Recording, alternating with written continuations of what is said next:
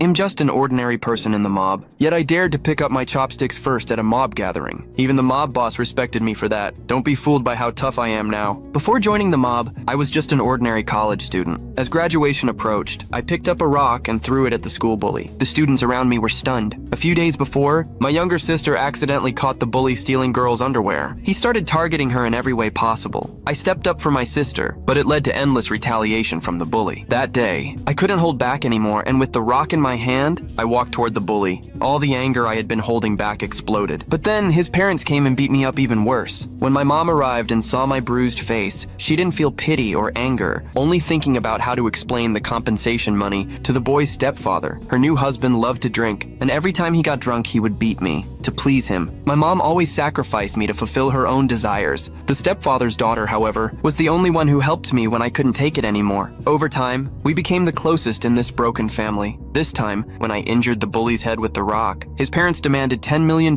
in compensation. My mother was completely hopeless. To pay off the debt, I started working at a corrupt restaurant owned by a shady boss. If a customer only ordered one meal, the boss would secretly add a pinch of ash as seasoning. I, being soft-hearted, would always quietly warn the customers. But kindness didn't bring me good fortune. One evening after work, I was knocked to the ground from behind by the bully and his friends. They threatened that if I didn't pay the money back within a day, they would torture me for another day. But the money I saved wasn't even enough for a burger. To escape from these demons, the next day I asked my boss to advance my salary to pay off the debt. Not only did he refuse, but he also mocked me. While we were arguing, the local mob boss, John, who was dining at the restaurant, overheard. John is the leader of the local gang. Incredibly, that night, he had his men deliver $10 million to me. He specifically told me the money didn't need to be repaid, just that I should go back and focus on my studies. The next day, my mother and I went to school to pay off the compensation, but she wasn't happy at all. Instead, she suspected I had done something bad outside. I was instantly heartbroken, and there was more to come. That night, my stepfather showed up with a new baseball bat. It turned out the school bully had called and humiliated him. I got up and ran for the door, but my stepfather knocked me down with a hit on my back. My face slammed into a flower pot on the balcony. The next day, the boss fired me because of the scars on my face. But what he didn't know was that this incident pushed me to the peak of my life, focused on making money. I went to John. Strangely, when John found out why I was there, he told me to leave, but I didn't back down. I turned around, grabbed a chair, and sat down. At that moment, John suddenly saw the scars on my face. He understood that I was just as unfortunate as he was. Finally, he nodded. On my first day with John, he personally cooked a fish for me. For the first time in my life, I felt the warmth of home.